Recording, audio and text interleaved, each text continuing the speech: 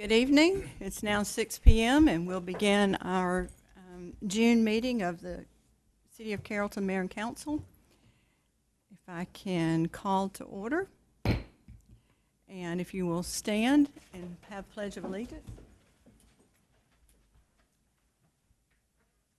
I pledge allegiance to the flag of the United States of America and to the republic for which it stands, one nation, under God, indivisible, with liberty and justice for all. Okay. All right, if you'll remain standing, we'll have Councilman Bridges to do our invocation. Let us go to God in prayer. Dear great God of heaven, thank you, Lord God, for this day. Thank you for waking us up this morning in our right minds, in our health and strength, dear Heavenly Father. As we go forth through this night for this meeting, that everything would be done to glorify you and not us. Lord, I pray for this community. I always pray for unity in our community, that we can come together using new ideas together uniquely, can bring a foundation to this community so we can work together. I pray that we do all things and everything in your will and in your way. And I would just like to thank everyone for coming out here tonight and to be a blessing to the city council meeting. I would like to pray for all the sickness and all the deaths in our community, Lord God, that you give them strength, Lord God, and you just nurture them right now, Lord God, where you see fit. And I pray for this city council, Lord God, and the mayor, that we continue to work as a team and in unity to be a effort to unify our community with the way we lead the city. These and all of the blessings in your dear Son, Jesus Christ's name, I do pray. Let every heart say, amen. Amen. Thank you, Councilman Bridges. Okay. At this time, we'll have citizens' comments. Mr. Triplett. Thank you, Mayor. At this time, I would like to request Annette Boykin, 503D Elder Circle, to come to the podium and speak.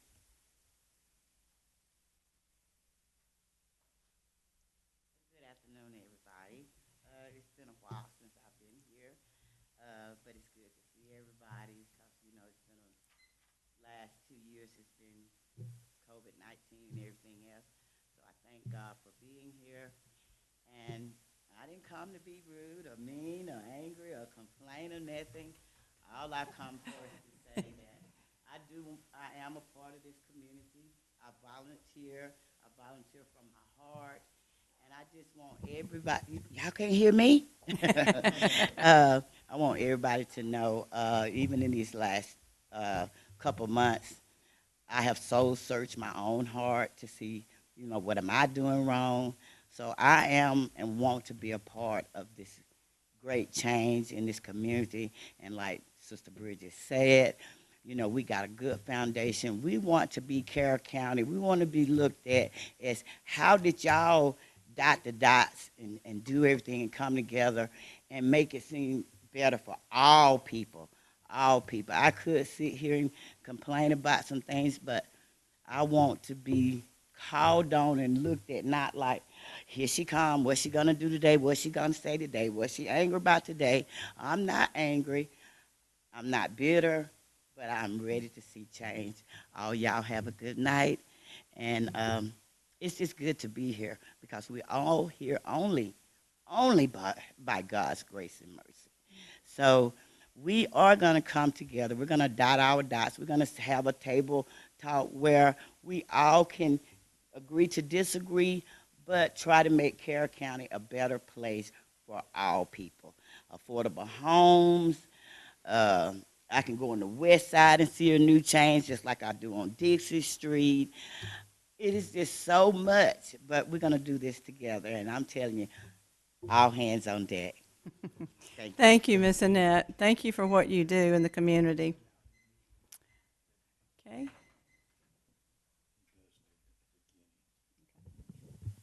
Can everyone hear okay? Yeah, we're good. Good deal. At this time, I'd like to request Ariel Nix, 137 Glendale Boulevard, Temple, Georgia, to approach the podium, please.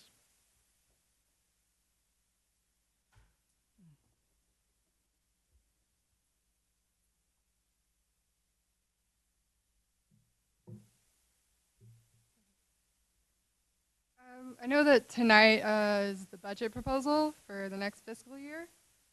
Right now, the amount of funding allocated towards the police is, and I'm just rounding these numbers here, it's about $9 million, more than any other budget item, and an almost $1 million increase from last year's total.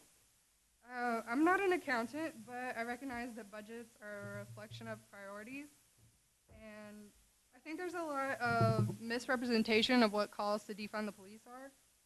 Defunding the police involves reallocating funding to various social services and community programs such as affordable housing, food security, mental health resources, education, rehabilitation, etc. Policing is merely an expensive Band-Aid solution to public safety that ignores the root causes of crimes and in many cases criminalizes people in financial or medical distress instead of investing in tangible solutions to those problems. Shouldn't the health and happiness and needs of the people in our community be our main priority? It has been almost an entire year, and I've watched and listened as people came to these meetings and voiced their concerns surrounding the topic of affordable housing. And everyone wore like purple ribbons for a month and feigned concern, but I just want to know if any of you can confidently say that there's been any progress made on that topic.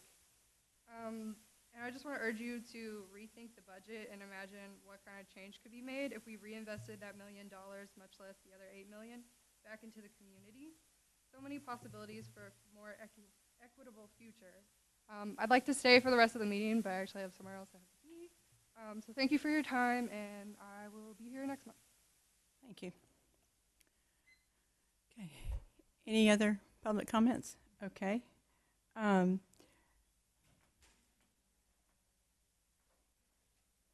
We have the minutes from the May meeting. Do I have a motion to adopt those? So moved. I have a motion. Do I have a second? Second. I have a second. Is there any questions, additions, or corrections to the minutes? Hearing none, all those in favor say aye. Aye. Any opposed, same sign. We're going to deviate just a little bit from this agenda, and if I can have a motion to go ahead and approve the agenda items for consideration with moving item 11 up to item 1, and then we'll have the mayor and council and the city manager's announcements at the end. So moved. I have a motion. Do I have a second? Second. I have a motion. I have a second. Is there any discussion? Hearing none, all those in favor say aye. Aye. Any opposed, same sign. Okay, hearing none, motion carries. Okay, Mr. Smith is our city attorney, and he's going to explain the resolution 04-2021, the Valdosta Housing Authority bond issue.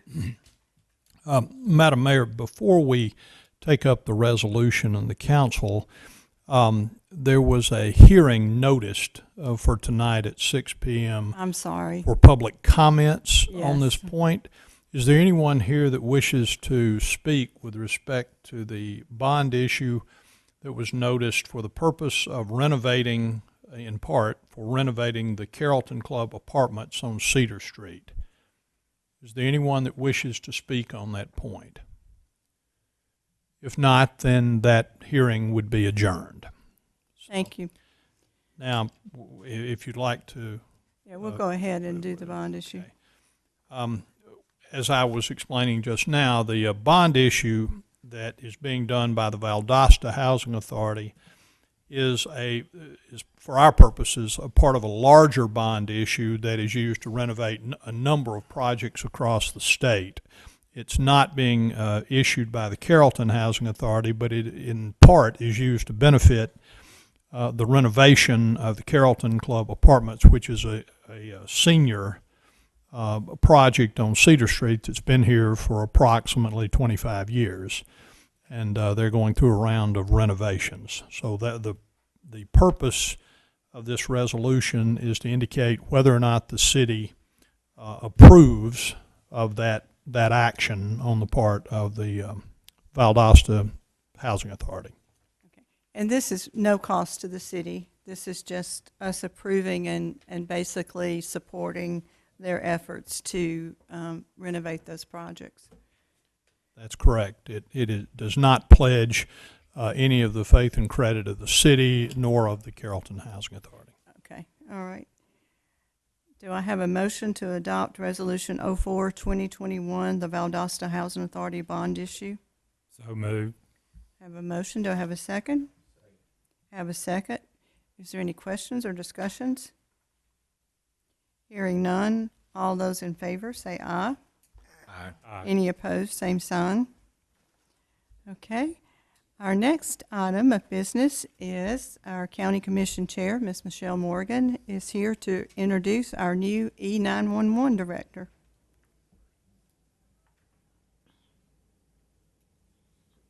Good evening. It's really nice to see all of y'all in person once again in this kind of setting. I'm very excited. Clay Patterson is the new E911 Director. I think about going on 2 months now. 3. Oh, sorry, time flies. You're having fun, isn't it, Clay? But anyway, I'm just very, very excited with all the new things coming. Clay is very young, or he looks it. But what's exciting is we've got somebody who is coming with new ideas, has what a newer generation's going to be needing, as well as he identifies with the needs that my generation needs. He has a very wonderful past that he'll talk about, how he got to be where he is. My main reason for choosing him also was when I was flipping through his job recommendation, Steve Taylor, he's the sole commissioner for Bartow County, has been a very good mentor to me these last few years, and he has worked for Steve Taylor. So that just kind of put everything in a nice circle for me, in a nice package. So Clay, I'm going to turn it over to you to talk about your where you're from, your resume, and then just a little tidbit that Betty's going to be real excited to hear about. Good evening. Thank y'all for having me. So I grew up in Harrelson County. I graduated from Harrelson County High School. As a matter of fact, I just seen one of my good friends from school. I graduated with Ed, one of your IT members. And directly out of high school, I became a police officer, and I got recruited to the Cartersville area, and I've spent the majority of my adult life there working for the sheriff's office and another small police department. Been a police officer now for 14 and a half years. I'm certified since I was 18 years old. I've been blessed to do multiple different things that someone my age probably had no business being a part of, but it probably just, I feel like it blessed me and has matured me in multiple different ways. Served as a police chief. I was thrown in that position for about an 18-month period, and then worked my way up to sergeant. And the majority of my career was involved with patrol and training and instructor in multiple different fields, including communication. Finally went back to college, got my bachelor's degree from Reinhardt. I'm 1 semester away from finishing my master's in communication studies at Alabama, and I will not say Roll Tide, but they just have a good master's program. So Mr. Jim may backhand you sitting yeah. there. So I did, when I graduated college, I ran Waffle Houses for about 8 months. I thought that I just followed the money signs, but I didn't enjoy it. So I came to work for Carroll County Sheriff's Office, and it's been my goal to move into a position and something along these lines my entire career. And so I put in for this position, wanting the experience of the interview process, and I have been blessed and was appointed to it on February the 26th. But we are making a lot of changes, but they're positive and good changes. I mean, and first I wanted to say too, I've been excited to talk to Carrollton because I wanted to thank the city for always being so, even though I wasn't around, obviously you've always been supportive in the advancement of public safety and their technology and things, and because of that, when we go live with our new CAD very soon, I won't give you a date because then I'll be held to it, and we're running into problems, and it's just with technology with going live, but it will be soon. So Carrollton, we're going to use Carrollton first, and they're going to be our guinea pigs because they're so easy to work with, and the public safety arena is so already up to date with technology, so that's going to help us out. And I think one thing the chairman is talking about is I just got back from the Directors Academy last week. It was the very first one in the state of Georgia, and I got to be a part of that. I was one of 14 directors in the state that got to go, and I got a lot of information and a lot of knowledge, and so I came back this week, and we also implemented a system on last Tuesday. The chairman hasn't even got to see yet, that improves caller location accuracy. So before this, we were able to, someone called 911, we were able to, you won't know this term, but phase to their location to 1,000 meters or more, sometimes a half a mile if they didn't know where they were at. And now if someone calls 911 from a cell phone, we're able to locate their location within 4 meters on Google Maps. Amen. So, now, again, that's for someone awesome. calling from a working cell phone. You know, we can also tell the level of a if they're in a 4-story hotel, it'll tell me they're on the 2nd floor. And so that company's partnered with Uber and Chick-fil-A and places like that, and so there's a lot of great benefits to it. But the most pressing thing that the chairman's been excited about is that I just left the post office about an hour and a half ago and sent out certified letters to all the cell phone carriers to start the implementation of text to 911. Amen. Yes. They have 180 days to respond to me, and I've got a calendar on my desktop. So if they don't, then we'll send more. But they have to. That was also going to cost the county a large chunk of money, but because of my connections that I met last week, I was able to get it for right now. In the future, I have a feeling they will charge us, but it went from about an $18,000 cost to zero. So hopefully within about 250 days, we'll be live with that. Awesome. So Awesome. for the reporters, please don't put in the paper that someone can text the 911 yet. We are starting the implementation process, because I do not want someone to need help and try to text and not get an answer. Awesome. But multiple things we could talk about, but y'all have got a long agenda, and so, but my door's always open. Y'all are more than welcome to come by at any time if you have any questions.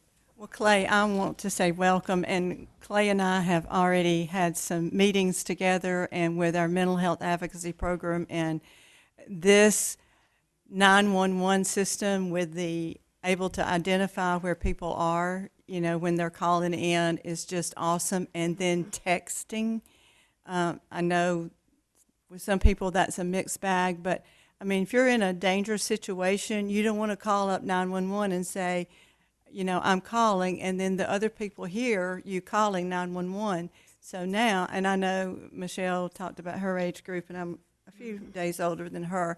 Even for my age group, that would be an awesome thing to be able to do, is to text 911 instead of having to make that phone call. And Clay, I just commend you. I got on to him a minute ago. He's hit the ground running, and he's running 14 hours a day, and he can't do that. So he's an ambitious young man, and I know our public safety enjoys working with you, and we look forward to a great relationship. And he's helped us with our mental health mobile crisis unit. So I don't know if you know, but I got put on the advisory board. yeah, I did. I was listening to that. Oh, you were? Yeah, that's true. I was on there. All right. But welcome, and thank you for coming. Thank you, Commissioner Morgan, for bringing him. Okay, our next item is a resolution. I don't know if any of you were present. I think it was the week of May 13th, 14th, 15th. If you went over toward the high school in any direction, you saw a lot of people, and hopefully businesses around town saw lots of people. We had the state track meet here, and from the track meet, we have our Carrollton winners here from our recreation. So when everybody gets in, I'll read the proclamation. Yeah.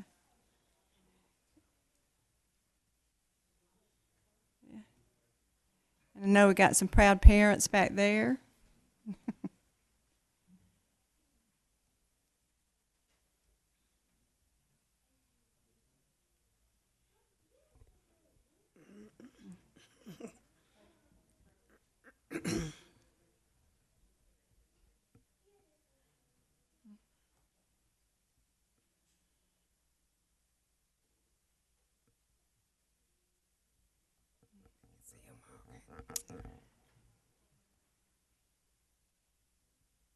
And I see our proud recreation director coming in back there, Miss Julie Ivy. Okay.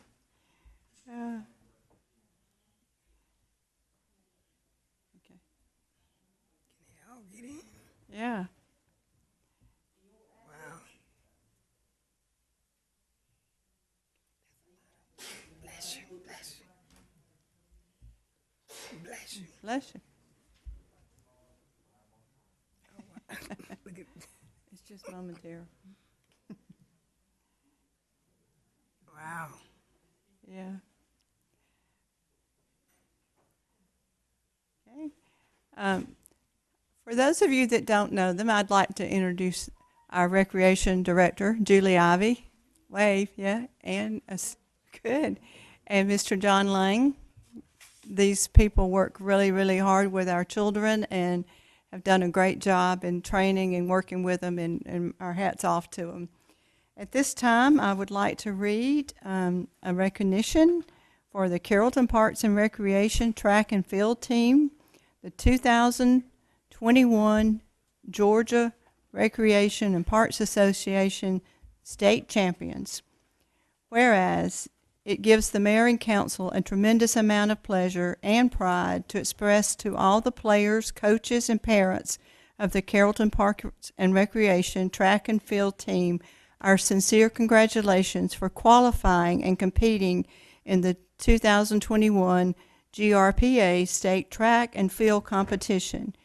Whereas the 100 athletes that competed this season with Coach Aura Chisholm and Coach Bradley McLester had a stellar year amid uncertainty and had to practice high levels of discipline and preservation due to COVID-19. And whereas the team had 62 individuals along with 10 relay teams qualify for the Georgia Parks and Recreation Association track meet, 41 of them placed in the top 8 in their individual events. And whereas 19 individuals along with 6 relay teams earned a medal by placing in the top 3 places.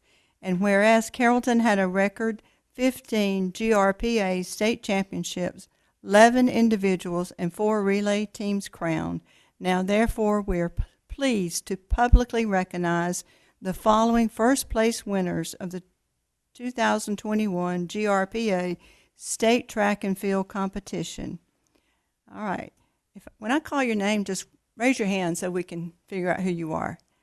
Dash Bracken, Kason Copeland, Con Crowder, Shane Davis, Ariana Dobbin, Riley Favors, Kamora Gill, Jaden Harris, Camp Jennings,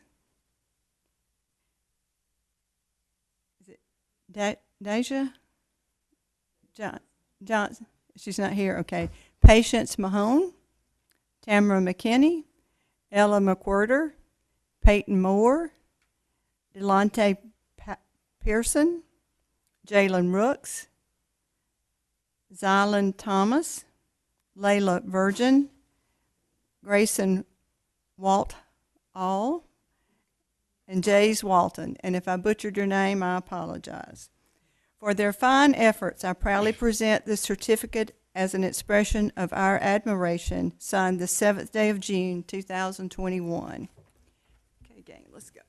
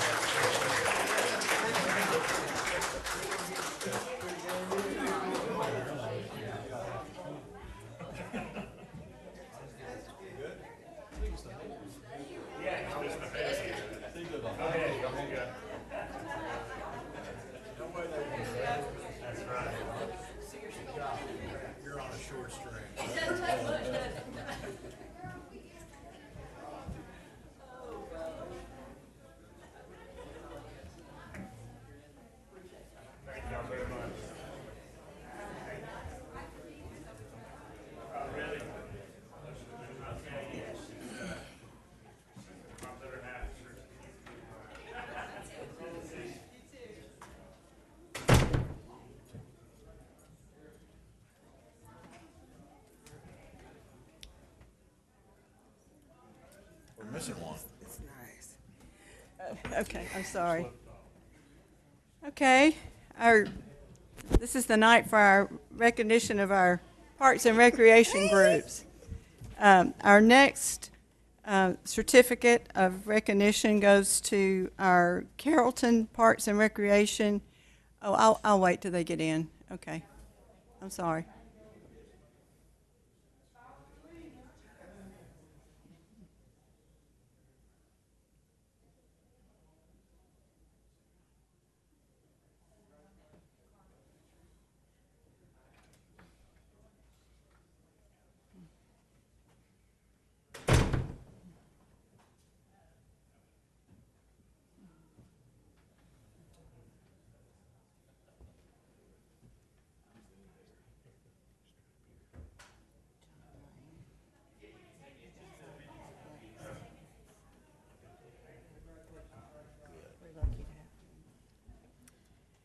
Okay, you want to let our flexettes come in?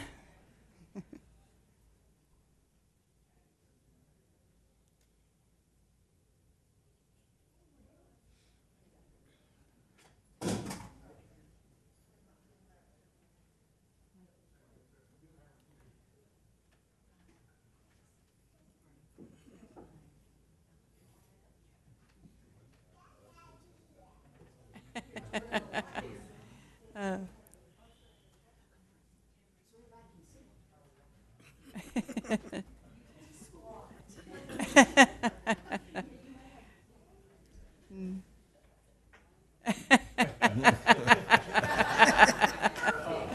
Uh, okay, this is for our Carrollton Parks and Recreation Carrollton Flexet competitive gymnast team. And they were the 2021 state and regional champions. Whereas it gives the mayor and council a tremendous amount of pleasure and pride to express to all the gymnasts, coaches, and parents of the Carrollton Flexet gymnastic team our sincere congratulations for qualifying for and competing in the 2021 USA XL and Georgia AAU state championships and Georgia USA and XL regional competitions. And whereas, unlike in any previous season, this year the team has had to contend with spectator limits, mask requirements, special arrival times, a different style of award ceremony, and no awards ceremony at all, yet the team members, parents, and coaches overcame these obstacles and went on to a winning season with numerous first-place wins in state and regional competitions. Therefore, we are pleased to publicly recognize the following first-place winners of these competitions. Georgia USA XL State Champions, Kendall New, first place on the vault. Will you raise your hand so we can see who you are? Okay. Jordan Sneeden, first place all around. Wow. Georgia AAU State Championships, Janie Studmine, first place on bars. Emma Soner, first place on vault and beam. XL Regionals, Kendall New, first place on vault. And Macy Covey, first place on vault. For their fine efforts, I proudly present this certificate as an expression of our admiration, signed the 7th day of June 2021 by myself, Betty Cason, Mayor. And I want to thank the coaches, Miss Donna Ford and Miss Taylor Griffin, for all their efforts, and having a daughter that was a gymnast and a granddaughter that was a gymnast. I know the time and effort that these children extend just to be able to compete.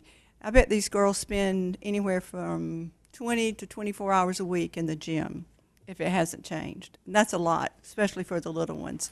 But it takes dedication. And then those parents that travel all over, everywhere, to go to those gymnastic meets. And we are so proud of you girls. Y'all represent the city of Carrollton well. Okay, Ms. Donna, I have a certificate for everyone. And we'll come down and take some pictures.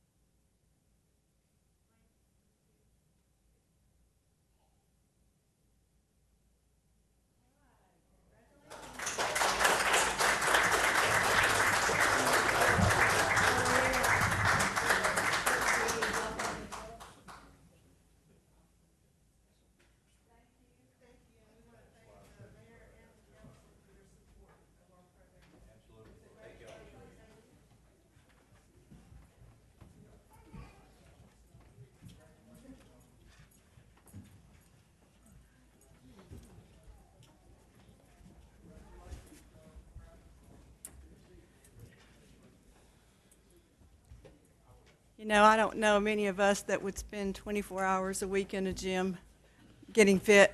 I'm speaking for myself. But they do spend a lot of time getting ready for that, as other sports too. Okay. Next, we have a rezoning quest for 566 Noonan Road from C3, which is a neighborhood commercial, to C2, which is general commercial.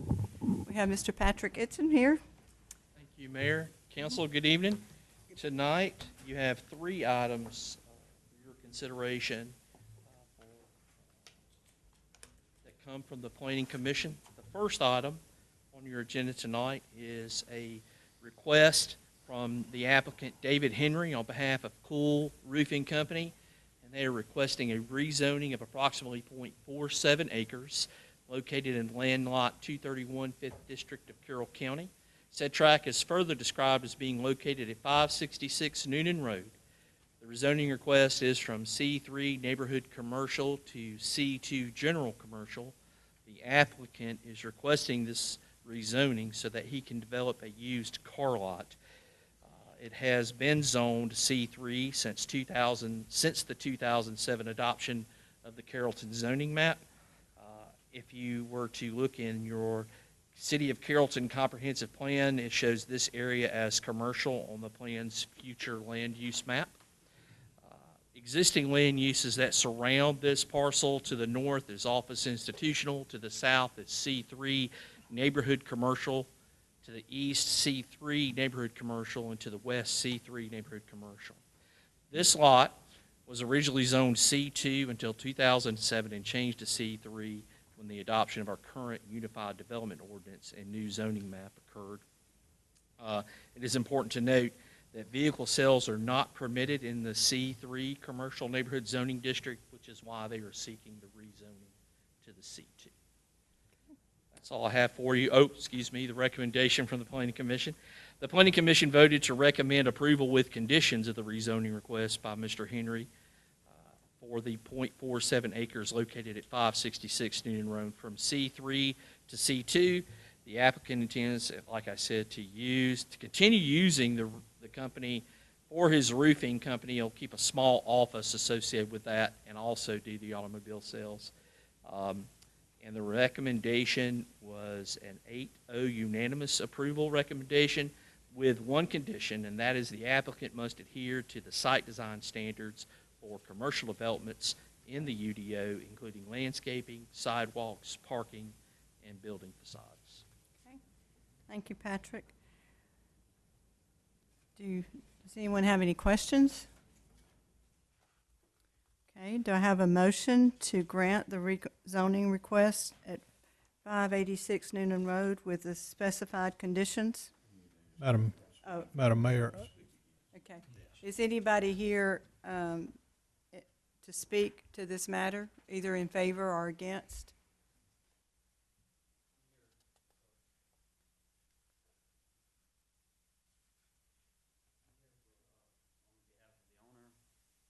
Roofing company, and he just wanted me to be here, I guess, to see if it could be rezoned, even if it continues to operate as a roofing company now. I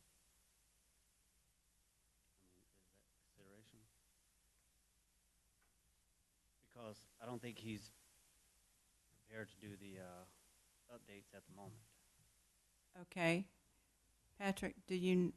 I did not hear the okay. All right.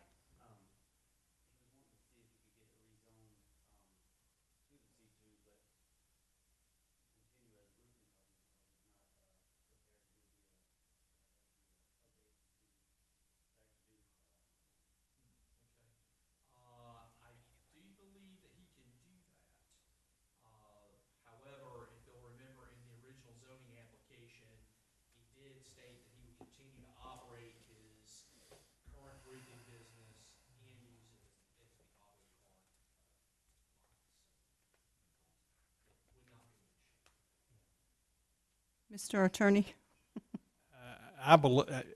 I've only been doing this for a few months too, so I'm not that familiar with the history, but my understanding was that once a rezoning took place, then the conditions kicked into play. Okay. So I don't believe that you would rezone it with conditions and not require the applicant to immediately adhere to those conditions. Okay. All right. I don't know how we would police that. I don't know when we would know to trigger it, so I don't know how to keep up with that. Okay. And one other just housekeeping thing, we need your name and address for this hearing. We need to know your name and address since you spoke. It's Dusty Henry. Okay. It's 9109 Highway 166, Winston, Georgia, 30187. Thank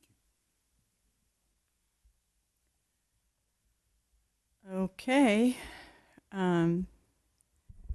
I've got a question. Is it that he's just undecided about the used car lot, or I'm kind of wondering why he's coming in asking for rezoning and doesn't have plans to? Well, I know it was previously zoned at C2, and then it automatically, I don't know what, I personally do not know why it was rezoned to C3 or when it was, but for future references, if you were to sell it, it would, if it were rezoned and if the previous person were to buy it and want to do that also, I don't know, because at this time, he isn't prepared to do all the updates that it would take to rezone it. Can we table it? You could do either, or you could give him the opportunity to withdraw it. But since he's not here to make that decision, it would seem that the appropriate thing to do would be simply to table it. Okay. All right. Do I have a motion to table this until such time that the owner, I'm sorry, name is David Henry, can be present? So moved. Have a motion. Do I have a second? Have a second. Any further discussion or questions? Hearing none. All those in favor say aye. Aye. Any opposed, same sign. Hearing none. Motion carries. And what this does, Mr. Henry, is it doesn't deny it. It just, we'll just table it until such time that he can figure out, when he would be able to do it and those kind of things. Okay? All right. Thank you. Thank you. Okay, our next request is annexation and rezoning request for 1131 Bankhead Highway from Carroll County Commercial to C2 General Commercial. Thank you again, Mayor and Council. This item for your consideration this evening is an annexation and rezoning. The applicant, Richard Culpepper of Culpepper Development, is requesting annexation and rezoning of 1.62 acres located at 1131 Bankhead Highway and further identified as tax parcel 1320118 from Carroll County jurisdiction to C2 General Commercial. The applicant is requesting rezoning to establish a multi-tenant commercial development. Additionally, the petitioner is requesting a waiver of section 4.02.02 to allow more than one parking aisle between the building and the roadway, and a waiver from section 5.0404 to allow 2 freestanding signs per lot to accommodate the new proposed development and the existing cross structure that is currently on the property. The existing structure will be removed from the proposed development. They have submitted a concept plan that shows the tract being split into 2 parcels to accommodate 2 commercial buildings. The property is currently zoned commercial in Carroll County. The requested C2 general zoning designation allows for the proposed restaurant and retail use. Once the property is annexed, it will be combined with an existing 0.32 acre tract located on the southeast corner of the property, which is already in the city and zone C2 general commercial. The city's comprehensive plan denotes the area surrounding this site as commercial on the plan's future land use map. Also, existing land uses adjacent to this location to the north is general commercial or C2, south C2 general commercial, to the east C2 general commercial, and to the west it is a GDOT abandoned right-of-way to the city of Carrollton. This tract is an island of Carroll County and surrounded by the city of Carrollton. Planning Commission voted to recommend approval of the annexation and rezoning and waiver requests by Richard Culpepper for the 1.62 acres located at 1131 Bankhead Highway from Carroll County Commercial to C2 General Commercial. The applicant intends to develop the multi-tenant commercial development, and the following waivers were recommended for approval. I've read those to you before, and it is an 8-0 recommendation from the Planning Commission. Thank you, Patrick. I know Mr. Culpepper's here, but is there anyone else here to speak either for or against the project? Okay. I just want to state the obvious that we're glad to get this in the city. It's one of those county islands, and this cleans up. They're enjoying, the property enjoys all the city services, but they don't pay the city tax, so we're thankful to get this into the city. All right. Richard, you want to address the council?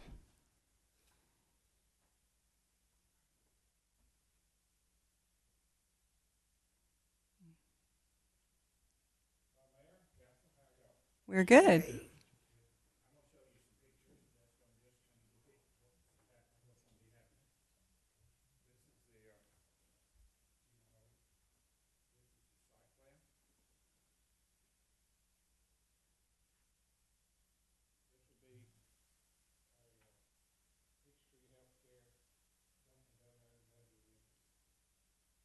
Be a what?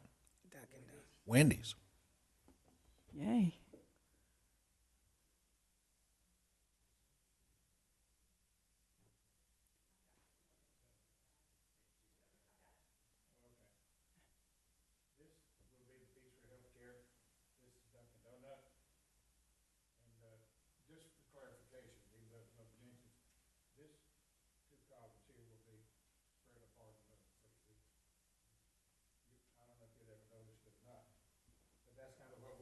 We're proposing.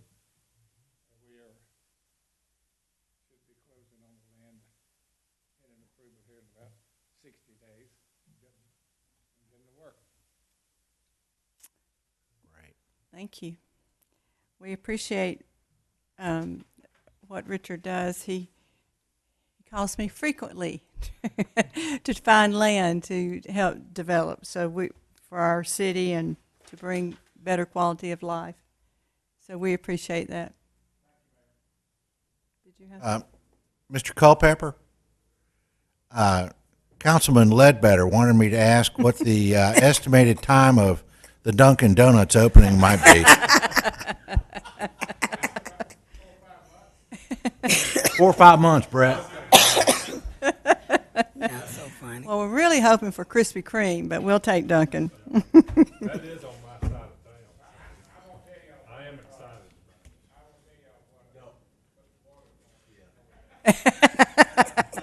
Thank you, thank you, thank you, thank you. From my perspective, thank you, thank you, thank you. All right. All right. Is there any other comment? Hearing none. All those in favor, I'm sorry, do I have a motion for the annexation and rezoning requests at 1131 Bankhead Highway? I so move that motion. Okay. All right. We have a motion. Do we have a second? Have a second. Is there any further questions or discussions? Hearing none. All those in favor say aye. Aye. Any opposed? Same sign. Okay. Our next, yes, sir. I'm going to need to recuse myself from the discussion on the next item. So, Okay. with All your right. permission, I'm going to leave the room for. Okay. All right.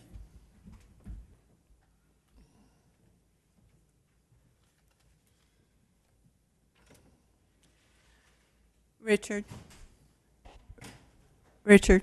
Oh, well, that's okay. He had a question for you. This is, and I'm sorry, I've forgotten your name. Yeah, he's with the city menu. He just had a question for you. Okay, yeah. Okay. All right, our next item is a rezoning request for Maple View Drive from ER3 estate residential to residential plan development. Okay, Patrick, you have that for us? Yes, ma'am. Good evening, Mayor and Council. The applicant, Mapleview Investments LLC, is requesting rezoning of approximately 20.13 acres located in Land Lot 92, 10th District of Carroll County. Said tract is further described as being located on Mapleview Drive, parcels C08033097. The rezoning request is from ER3, which is our estate residential 3-acre plus lot size, to a residential planned development. The applicant is requesting the rezoning in order to construct a subdivision with 83 single-family residences. The property is located in the northwest portion of the Maple Street Commons development, at the end of Mapleview Drive. The site contains some infrastructure from the original development, which was constructed in 2006 and 2007. The site contains roads, curbing, gutters, water lines, and sewer lines. The property is mostly cleared from the original grading permit, which was issued back in 2006, with tree canopy growth along lot lines and in the center of the property. The property is surrounded by dense tree canopy and single-family homes to the north and west, and commercial development to the south. The property is located in close proximity to the University of West Georgia and Carrollton City Schools. If you were to look in your City of Carrollton comprehensive plan, it would show the area as residential on the plan's future land use map. Again, existing land uses to the north is R20, which is the Heritage Hills subdivision, C2 General Commercial, which is the Maple Street Commons development, ER3 to the east and to the west is Carroll County A Agricultural, and Carroll County R3 Single Family Residential with a half-acre minimum per lot. The property was first annexed into the city in August of 2005 as part of a larger mixed-use development consisting of various types of commercial and residential styles and uses named Maple Street Commons. A site plan, grading plan, and erosion control plan was submitted under the name Trey Robinson and was approved by the city in October of 2006. The original site plan proposed 86 single-family residential lots with amenities including a volleyball and basketball court, pool, picnic area, and clubhouse. And then again in 2019, D.R. Horton submitted a rezoning request to residential plan development for this tract for a 75-lot single-family subdivision. It was denied by the Mayor and Council in June of 2019. The Planning Commission voted to recommend approval of this rezoning request by Josh Chapman on behalf of Mapleview Investments LLC for the 20.13 acres. The applicant intends to develop 83 single-family homes. The recommendation for approval was a contingent upon the site plan as presented, which includes 4.1 units per acre, which equates to the 83 lots, open and recreational space with amenities, which included a pool and playground, setbacks, 0 front, side, and rear setbacks, which is minimum structure separation per our building code, and then 50-foot rear landscape buffers adjacent to properties located in the Heritage Hills subdivision. This recommendation came from the Planning Commission with an 8-0 vote. I believe also, Mr. Grizzard, you wanted to mention something about hydrology. I've only had one call about this rezoning, and I wouldn't say it was negative. It was just an inquiry. Back when they were doing the mass grading, they let the silt control get away from them, and I remember they flooded Jimmy Sanders' yard with silt. The number sticks in my mind. It was $21,000 to clean up the silt. That was a lot of money for a mud cleanup. But I don't think there's any problem with the hydrology, but I would like to ask as a condition of zoning that they check the hydrology under the standard that it was built to at the time. I think John Bass did the work, and I just think it'd be prudent if he checked the hydrology. I don't anticipate a problem, but just to be doubly sure. And again, I think what happened, whenever that was, more than a decade ago, I really think it was a silt management problem, not a stormwater problem, but I think it'd be prudent that he look at those numbers again. Okay. All right. Thank you, Patrick. Okay, do we have anyone here to speak for or against this proposal? Okay. We got somebody here. Oh, well, I know y'all are here, but yeah, I think you probably are. We have Mr. Josh Chapman and Mr. Ben Garrett here, who represents this group. Is there any questions? Does anybody have any questions or discussion about what's going to be done? I think this is going to be a great development. It's on the west side of our city, and people will be able to come out and just get on the bypass and, you know, go around and go to either direction that they need to go. And I think that this definitely will help us with some housing issues. So that's another great plus. And these people are well known in our community and do a great job in their buildings. All right. Okay. Yeah, I'd ask, I've got one or two questions. One is, in your proposal, you talk about having an adjacent senior care facility. Can you tell us more about that? Not much. Because we can't divulge that yet, but yes, our plan. Can Bob get in? Can Bob get in it? There's some adjacent commercial property that we intend to make the whole community a senior community. It won't require rezoning. It's currently zoned as it needs to be. And as we say that, this rezoning request will be part of that global picture, but we're not intending this to be solely senior living here. It will have a component, but not 100%. It will be open to all. Well, and if I did move in, I definitely want the playground and the pool. No, it does sound like an exciting project. I'm happy for you, and I'd be happy to make a motion to approve it. Okay, I have a motion. Do I have Oh. okay. Are you okay? Are you guys okay with Tim's recommendation? Absolutely. And want to just make sure. And want to make sure it's good. We've done some research in that and agree with the statement Mr. Grizzard made about erosion control, but we are absolutely going to make sure everything's proper. Okay. Any other questions? So the motion will be to grant the rezoning with the stipulation of the Yeah, just rerun the hydrology, but under the standard that it was built to at the time. Okay. All right. Okay. So moved. Okay, so we have a motion. Do we have a second? I second. We have a second. Any further discussion or questions? Hearing none. All those in favor, say aye. Aye. Any opposed, same sign. Motion carries. Thank you, gentlemen. Thank you. Okay. Next on our agenda, we have vehicle purchases for Parks Department trucks. We have Mr. Tony here to present that to us. Thank you, Mayor and Council. Item 7 on the agenda tonight for your consideration is a purchase of 2 vehicles for the Parks Department. We solicited pricing from our local dealers.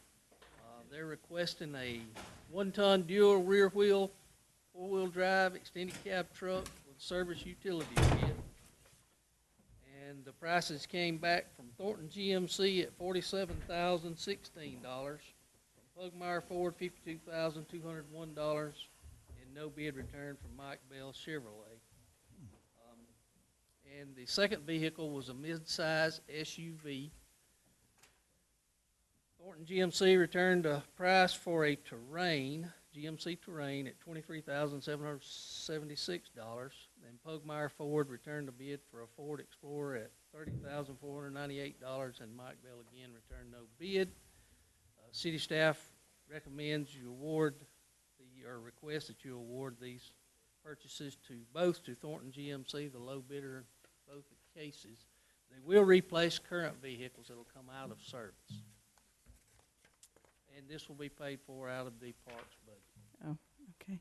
Thank you, Tony. Tony always does a great job, and I I know he's done his homework and research, and just, we have a motion to grant these purchases, or do you need a motion? We do, okay, all right. So do I have a motion to grant the purchases of the vehicles for the Parks and Parks Department? So move. Have a motion, do I have a second? Second. Have a second. Any further questions? Hearing none, all those in favor say aye. Aye. Any opposed, same sign. Hearing none, motion carries. Thank you. Okay, Mr. Triplett, our 2021-22 budget. Wow, that's hard to think about 2022. Time gets away, doesn't it? It does, it does. You have before you in your agenda packages a copy of the proposed 22 budget and also separate binders that were provided to you tonight. A couple of housekeeping items that I would like you to make aware of.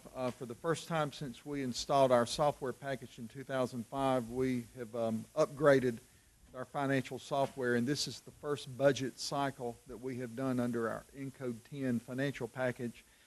And I think if you'll look at the budget worksheets have somewhat of a new look. It's an improved look. If you'll notice the comparison of the current year budget and the proposed budget, they are shaded amounts, so it's easy to see. And if you recall, the worksheets from previous years had a dollar change, but it did not identify a percent change up or down. The new does. And so I think it discloses a little more information and makes it easier to make analysis on the department and the line item budget worksheets. One more housekeeping item. We are still getting used to the formats and a little bit how the new software works. And on page 7 of your budget document, I believe it's Department 103 Engineering, we inadvertently left out the total page, and it was just where it totaled out for that department. And so I made a quick black and white copy of that page, 3-hole punched it and put it in your budget document just for reference purpose. And so we apologize for that. We'll have that corrected by your final consideration at the July meeting.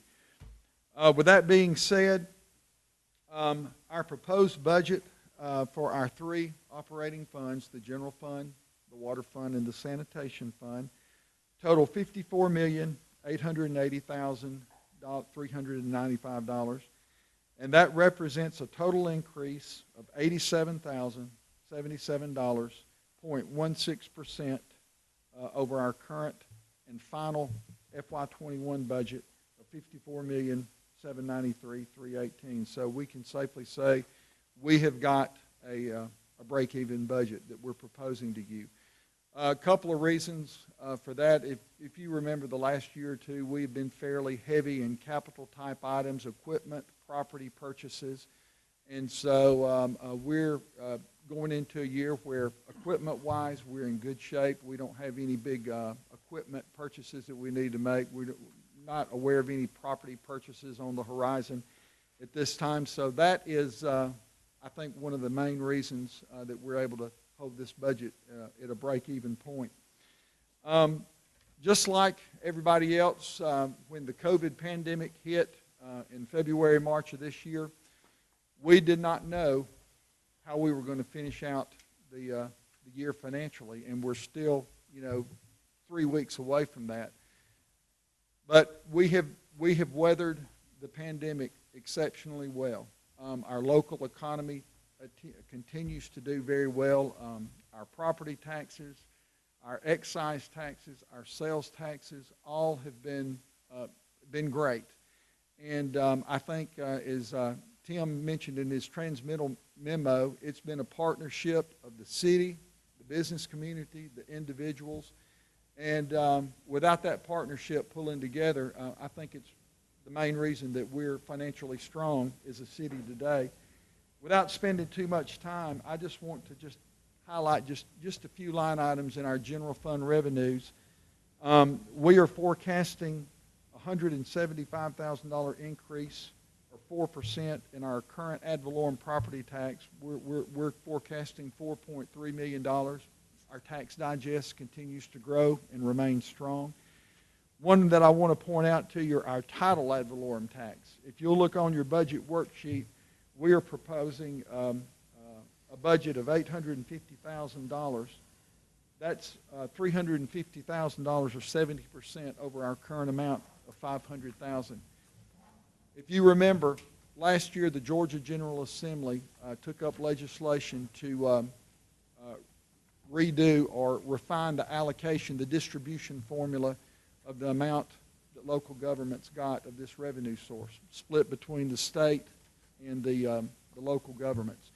They passed that, and we are getting a lot more money. And I want to, I know y'all appreciate our local delegation, Georgia Municipal Association, everyone concerned in getting that legislation through. That helped us greatly from a financial standpoint.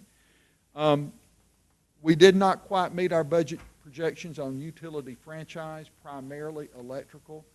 And that was because a lot of our institutional type electrical users like the university, the schools, they were shut down during the pandemic, went to the virtual learning platform, and now that hopefully in-person instruction is resuming and everyone's going back to regular operation, we're confident that that's going to return back to our normal projections.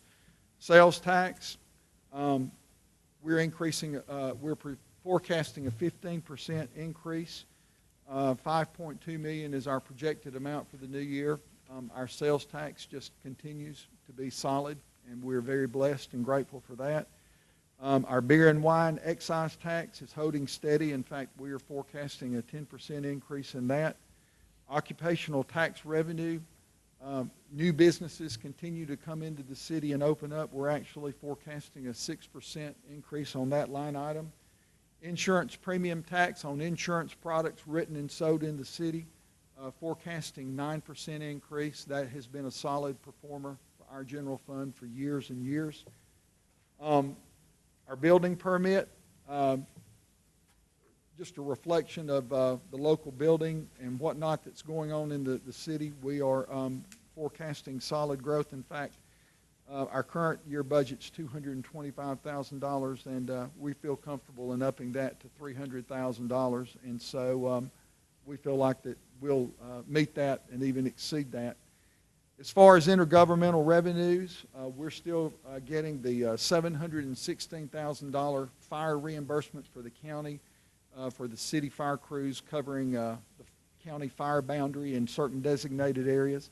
Our county recreation reimbursement, we are forecasting an increase to $105,000 from $75,000, and that's where the county reimburses the city for county residents using our city recreation programs. Our nutrition grant revenue for our senior meal programs is solid. We're forecasting $250,000 for that. That's an 11% increase. And then our school board reimbursement, where the school board reimburses us for the salaries and benefits of the school crossing guards and our school resources officer, will remain at $222,000 estimated for the current year. As you remember back during the pandemic, we had to shut down the Recreation and Cultural Arts Department.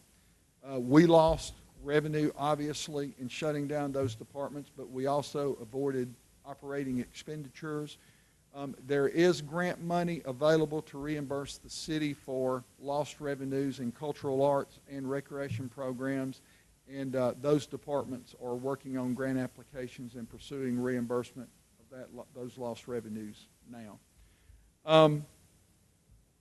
So going on the expenditure side, the budget proposes a 4.5% cost of living allowance for full-time employees. We are proposing or projecting an 8% increase in group health insurance, and we are projecting a 5% increase for property liability insurance. I will make one quick mention on the property liability. Our claim rate has been very good.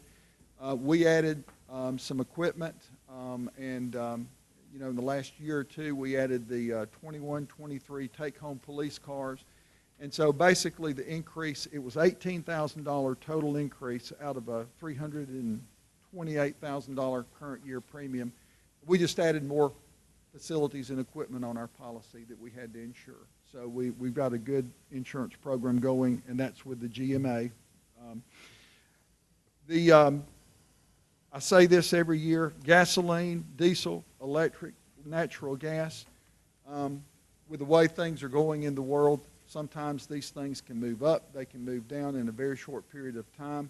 We budgeted these very conservatively in previous years, and we did not have to increase any of these line items beyond current year amounts, but we will monitor, and if we see any sharp spike in increases, we will bring those to you and recommend budget amendments during the coming years. As I said, we don't really have a lot of capital in these operating budgets, especially general fund, and so any necessary capital expenditures that are eligible will be funded through our special local option sales tax, our SPLOS program, capital projects fund. Would like to emphasize that this budget does not propose an increase in the millage rate. It's keeping the millage rate exactly where it is. In the water fund, we are proposing $1.896 million for water sewer line upgrades. We have that year after year we have to maintain. And that also includes upgrades, specific recommended upgrades to the water filter plant, the wastewater plant. The hotel motel tax special revenue fund, that was probably the hardest hit fund or section of the city's financial, our finances during the pandemic. As you can imagine, we were closing down businesses. We were not having tournaments. We were not having swim meets. We were not having any kind of tourism. And the hotel motel industry in the city got hit really hard, especially last spring for about 3 or 4 months. But they have bounced back remarkably. Year before last, the hotel motel tax fund was $820,000. We reduced that to $700,000 for the current year. We made a projection of $680,000 at the beginning of this budget cycle. We kept that $680,000 in there just to be conservative, but we feel very sure that we're going to exceed that. They have rebounded very, very, very strongly, and we're thankful for that. The 8% hotel motel tax is the sole source of funding for this fund, and that basically supports the economic and tourism efforts of the city, Chamber of Commerce, Convention and Visitors Bureau. I will say that the final, this is just the public hearing. You will not vote on this tonight. Final consideration of the budget will be at your July 12th meeting. And so if you have any questions tonight, be glad to answer them. If you have any questions between now and the July meeting, be glad to sit down with you and discuss at your leisure. So any comments or questions? Jim, there's a typo, and it's my fault. I did this sheet for you, and I didn't catch it when I did it, but it's on page 11, the water and sewer rates. Oh, yes, sir. There's a date. It says July 1, 2021. It should say 2022. Okay. Thank you. Thank you, Jim, and thank you to your employees. I know this is a lot of work. Been there, done that, not by this size, by any stretch of the imagination. But I know dealing with departments, and again, I want to commend our departments, our department heads. They do a great job of staying within their budget, and if you look at their budget, unless it was just some emergency, most of them are under budget. And we appreciate you managing the funds of our citizens in such an appropriate way that, you know, it really reflects back at the end of the year of what a great job they do managing, getting work done and being able to save some money at the same time. And again, I thank you, Jim, for the great job. And I love the new printouts. I can read it without getting my glasses out. Much better, much better. Just This is not budget related, but just an update on Encode 10. We've installed financial, accounts payable, payroll, human resources, and we're fixing to start the conversion on the utility billing. They're starting doing the prep work right now. We expect to go live on the new utility package at the end of July. And then in September, October, the new package for the Parks and Rec and Cultural Arts. And if we have not lost our mind by then, that should be the end of it. For those who don't know what Encode 10 is, it's a computer system package, software package that gives all the city's funds together. All the departments will be operating under the same software package instead of having one for the cultural arts, one for the parks, one for human resources, one for accounts payable and receivable. So I know they're excited. It's rough getting it converted, but once it's converted and they get the kinks out, you can see it's a great program. Mayor Casey, if you don't mind, I think it'd be appropriate to say right now, I just want to remind everybody, Carrollton has the lowest millage rate of any city in the area by far, way lower. In other words, the property taxes are way lower here than anywhere. Our utility rates are lower, and yet they make money. Our garbage rates are lower, and our garbage system makes so much money that we use that money to pave our roads with. Every year, the auditors tell me we have the only sanitation system that makes money. And so they don't always say that publicly, but they always say it to me behind the scenes. So this is a very, very well-run city. As Betty said, the department heads do a great job. And on top of that, the level of service is just excellent. We have an excellent recreation department. We have an ISO 1 rated fire department, which there are less than 200 out of 50,000 in the nation. And I think we have the best police department in the world, and I know that's on everybody's radar right now, but a lot of the things that you see on national news that they want police departments to implement, Joel Richards has had implemented at this city for over 10 years. If a use of force is required, I mean even physical force, that is reviewed by an outside group. If anything, again, unpleasant does happen, that gets a lot of review and a lot of scrutiny. The training that these officers have is very expensive, so when we talk about the cost of a police budget, that is not bullets and guns. That is the training and the equipment for them to do their job right and to be good to the public and treat the public well and treat the public as gently as they can and not get themselves hurt in the process. That's expensive. And so I could just go on and on about how good all the departments here.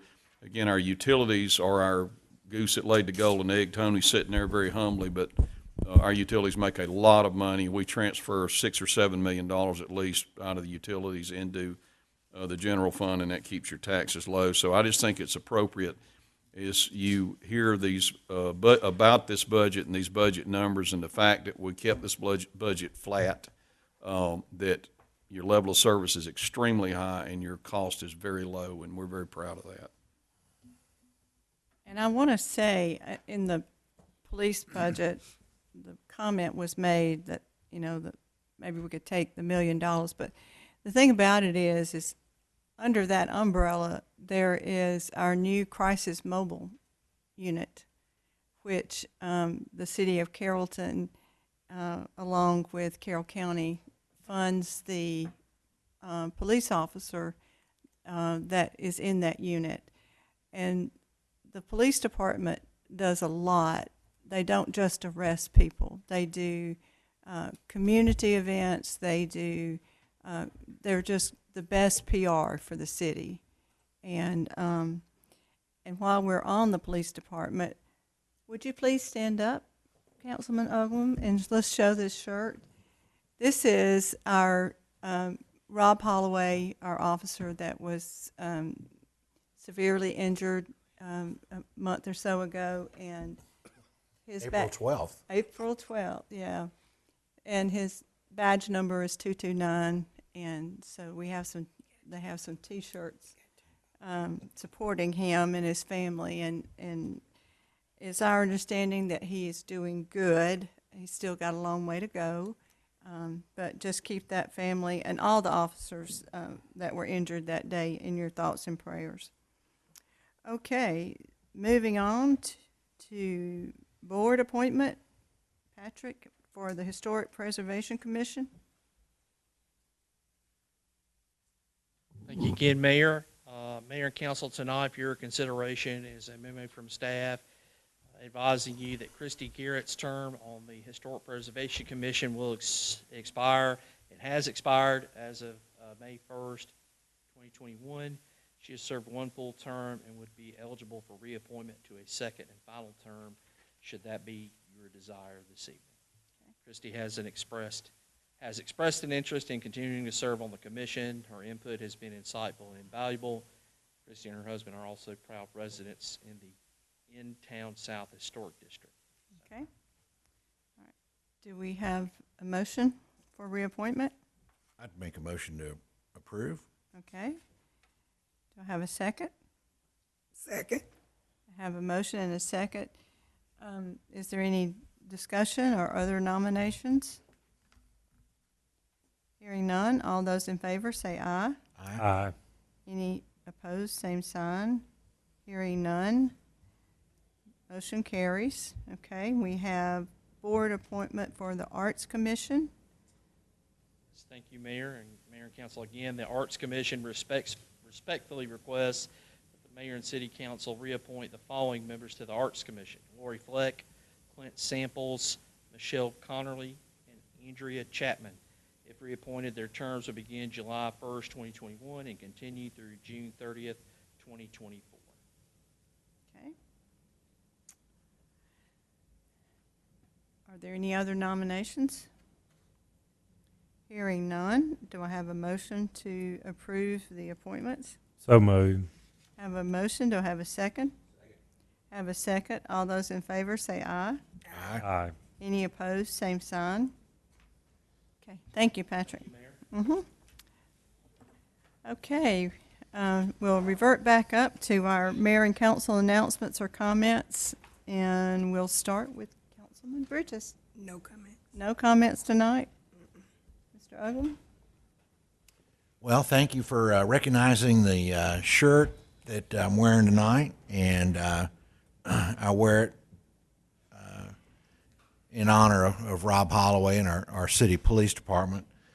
I will add that right before I came in, I was watching the news, and former Carrollton police sergeant that's now the chief of police in Harrelson County, or the sheriff of Harrelson County, Stacy Williams, was on TV, and they'd made a big arrest at the Welcome Center for human trafficking. And somebody, I didn't catch the details, but it was, I believe, 5 people for trafficking kids. Wow. And congratulations to him, and he was a great policeman when he's here, and they're lucky to have him up there. That is good. Okay, Mr. Ledbetter? I don't have very much tonight, but I would like to say that I am excited about all the activities that are going to be available to the residents of Carrollton and Carroll County at the AMP this summer. Yeah. You know, we've missed out on all of that was going on, but there's been improvements made to the AMP. I think a new screen's been installed that'll allow them to have movies before it gets dark, and there's going to be a lot going on at the AMP. Please check out the website and attend as many events as you can. So, thank you. Okay, thanks, Ms. Waters. Well, I'll just say that from Mayfest, when I was walking around just talking to people, everybody was just so thankful to get out, and I've had the question asked several times, when is the AMP going to open? When is the AMP going to open? And Friday night, we had a movie. So there's a schedule online, the children's movies, and I think they've got 3 concerts and maybe a few other events, I'm not sure, but something for all ages. The other thing is our 4th of July parade, and it will be on July 3rd. Okay? And, yeah, Saturday, July 3rd. The other thing we have coming through our city is the bike ride across Georgia. They will be here tomorrow, Wednesday, and leave on Thursday, I think. Wow. Yeah. So another good economic boost for our city, and we appreciate them choosing to stay here as our overnight stay. They'll be at the Carrollton High School for those that want to camp out. And, of course, I guess there's some of those that would like to stay in hotels, so maybe our hotel motel tax will go back up. Watch out for bicyclists. Yes, please be aware of the bicyclists that will be in town. And I think they're having something at the AMP one night. Yeah, they are. And Carrollton is the only city that they're spending 2 nights in. And the reason for that is because we have so many things to offer. The Greenbelt is a draw for them, along with all the other things in our area. So proud of that fact. Yeah, we're very proud. I do have something to say. I know it was something I forgot. I will be having a clothing the community for the community on June the 12th. It started at 12 o'clock to 6 o'clock at 215 4th Street, West Legend Park. It's for the entire community. We will have food that they could take home with them, non-perishable items. We also will have hamburgers, hot dogs. The kids can wear the bathing suits. We're going to have a wet jumpy house, also the dry one. We're going to be representing and dedicating Orabelle Clock, a foundation led in the community for 46 years of gospel radio station in the city of Carrollton. And she will be getting a plaque at that time. And we invite everybody to come out. It's free. Everything is free. I got a truckload of donations today. I'm excited about that. So we got to have some people to give it to. So you're welcome, welcome, welcome. Thank you, Councilman Bridges. Councilman Bridges does an excellent job of holding true to her statement, unity in the community, and she does a great job with reaching out to help people that need help and trying to bring good things to our city. Okay, Mr. Grizzard? Thank you, Madam Mayor. I'll try to make this quick. It's a strange time to try to procure material, and we're having trouble even getting those rubberized speed bumps that we're trying to install over in the west side for Miss Jacqueline. But just know we're on top of that. We're out to bid on the first phase of Lake Carroll, the shoreline over at the boat docks, project that Mr. Ledbetter spearheaded, and we're real excited about that. We're going to do a sidewalk along Brown Street that will tie Stewart Street all the way to the library. You'll be able to walk all the way to the library. So that's something we're working on. You're going to see start in the next few weeks. And then we're not quite out to bid yet on the City Hall renovations, but that is coming rapidly. But there's a lot of construction we're planning and a lot of things going on that I think your citizens are going to enjoy. And I finally listened to you guys and did something with this HVAC system. Randy Williams and Jeremy, I can't think of his last name, but he's our electrician, but they put a variable frequency drive on this thing so it doesn't bark when it starts off and it doesn't blow as loudly, so we're thankful for that. Very. I tried that. I tried soap on the belt, but I thought the soap was too expensive, so I didn't want to do that either. So, check out your cultural arts programs, our recreation programs this summer. We've got a great activities for kids and adults, and we want everybody to have a fun, safe summer. And do I have a motion to adjourn? Have a motion. Do I have a second? All those in favor say aye. Any opposed, same sign. Hearing none, meeting adjourned.